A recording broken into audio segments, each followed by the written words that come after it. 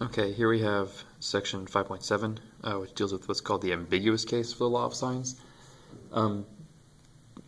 Because of the way these triangles work, there's no guarantee that you can figure out the shape. There may actually be no triangle that works, one triangle, or there actually should be two solutions that exist. So the objectives here to determine the number of solutions that are available, and then to solve the triangles using the law of sines. Now, the measures of two sides and the non-included angle, so that once again that means an included angle is the angle that's between two sides. So between sides A and B you have angle C. It's always the other letter. So if you have the measures of two sides and a not included angle, you don't necessarily know if you have a real triangle or not. One of the following things can be true. You could have no triangle, it doesn't actually close. You have exactly one triangle, or there's actually two triangles. The situation in which you have two triangles is called the ambiguous case. It's ambiguous because you don't know which triangle you actually have, so you have to solve them both.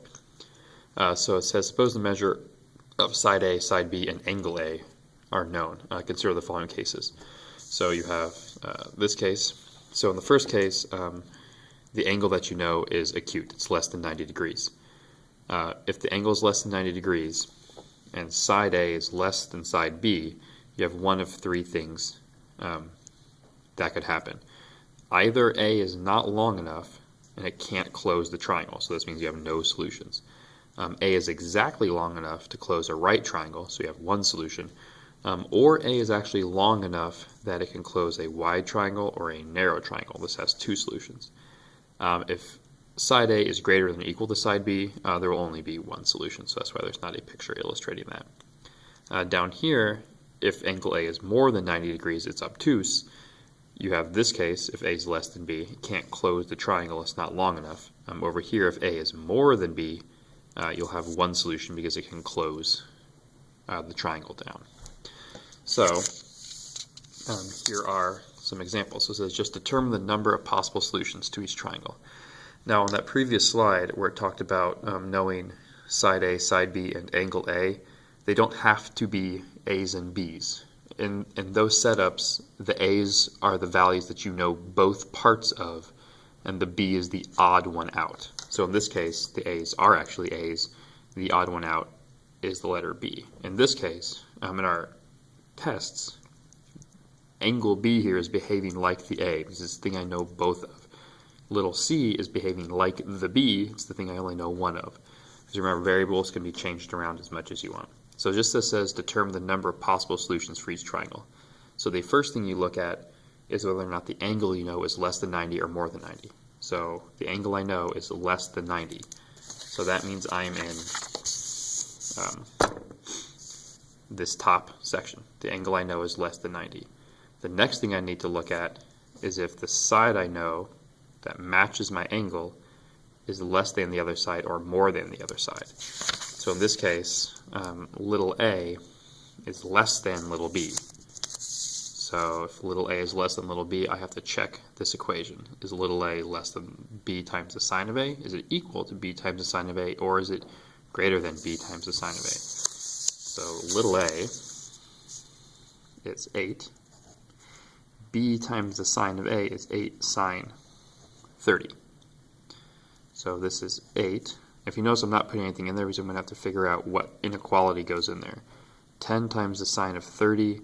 The sine of 30 is 1/2, so this is 5. So 8 is more than 5. And if that is true, if it's a greater than sign, I have two solutions. So this problem there are two solutions. There are two triangles that will satisfy those requirements. So down here, the angle that I know is 118 degrees. So if I look here, the angle that I know is more than 90. So all I actually have to compare is the matching side to the odd side out. So the matching side is 8. The odd side out is 10. 8 is less than 10. So if 8 is less than 10, I have less than. So this one has no solutions. It won't actually close the triangle. So here, example 2 is actually finding it. Find all solutions to the triangle. No solutions exist, right? None. So once again, I need to figure out how many solutions I have first. So the angle that I know is 112. So that means I have case 2. The angle that I know is more than 90. So then I'm going to compare the matching side to the other side. Well, the matching side is 4. The other side is 3. That is greater than. So since 4 is greater than 3, I will have one triangle that solves this. So now I can actually work out the solutions. A, B, C. Little a, little b, little c. So big A is 112. 4, and 3. Now, if you look at this, the problems we've done up till now, we've known 2 of the 3 angles. This case, though, we know 2 sides and 1 angle. So to solve this, you're still going to use the law of sines, except it's going to be set up a little bit different. Since you're solving for an angle, instead of using these fractions, you can actually flip them over because you want the unknown to be on the top. Whoops, just little b down there. So the pair I know are the a's.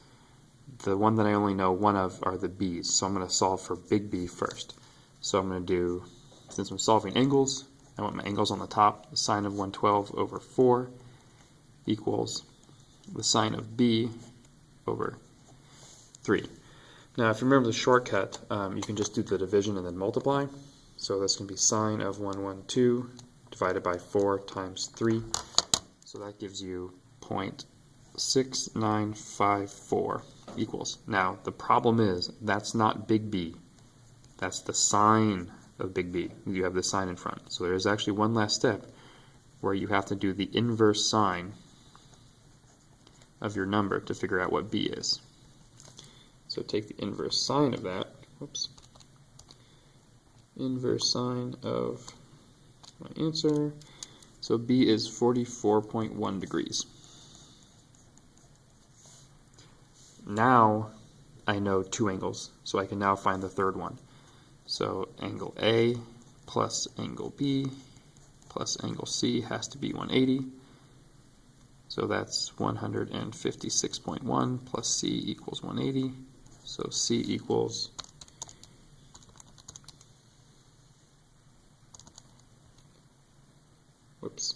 180 minus 44.1 minus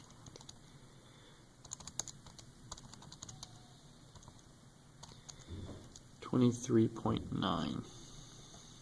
So C is 23.9 degrees. Now to find little c, I can go back to my normal version for the law of sine. So I'm going to use my a's again. So 4 over the sine of 112, little c over the sine of 23.9. So 4 divided by the sine of 112 times sine of 23.9 gives me c is equal to 1.7. So I had to solve that one, and that one, and that one. So there's solving for little b, or big B, big C, little c. Okay, so the last example here, in this case, so the angle that we know is 51 degrees, so it's less than 90, so in this top case, the matching side is 40, and the odd side out is 50, so 40 is less than 50, so I'm in this top row. So because little a is less than little b, even though my b is actually a c in this problem. So I need to check this thing. So I need a and then b sine a. So 40 compared to 50 sine 51. So 50 sine 51 is, so 40, and then this is 38.9. That is greater than. So if it's greater than, I'm actually going to have 2 solutions. So this is how the 2 solution method works. So we're going to set up our A, B, C's. A, B, C, little a, little b, little c. So I know that big A is 51, that's 40, that's 50. So the first angle I can solve for is this one here, big C. So I'm going to use the flipped over version. So it's going to be the sine of 51 over 40. That's the pair I know. And then it's going to be the sine of c over 50.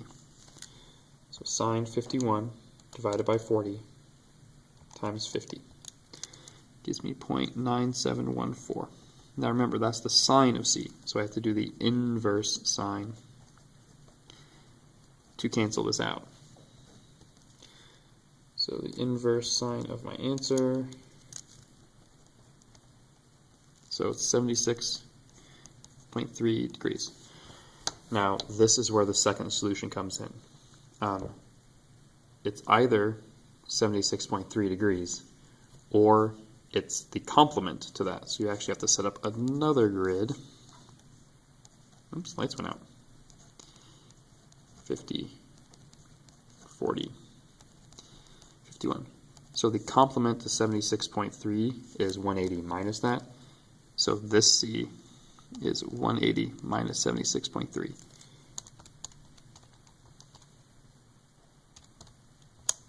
Which is 103.7.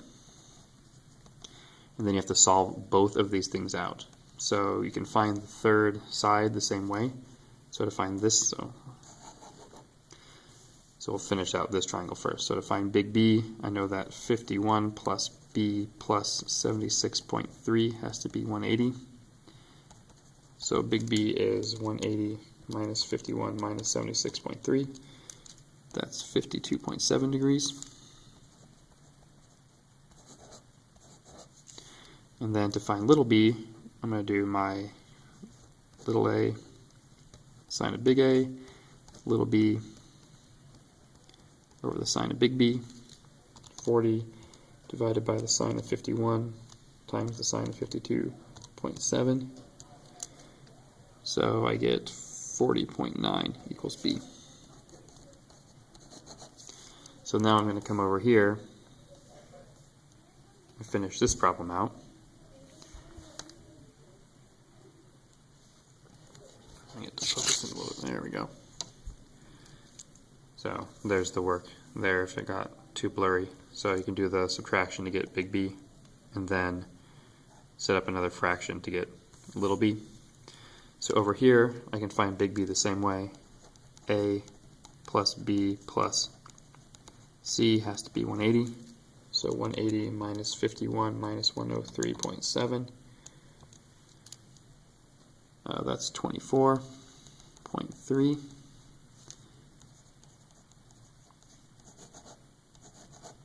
And then I can find little b the same way I found little b over here. Set up the fraction with the a's. So 40 over the sine of 51, little b over the sine of 24.3. So 40 divided by the sine of 51 times the sine of 24.3 gives me 21.2 as the missing side. And so those are solving in the case that you have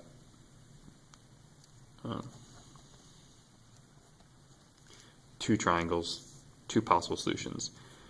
You find your missing angle, the one angle that you can find. You do that angle and its complement. No, supplement, sorry. Not its complement, its supplement. 180 minus C. So these are your two angles here.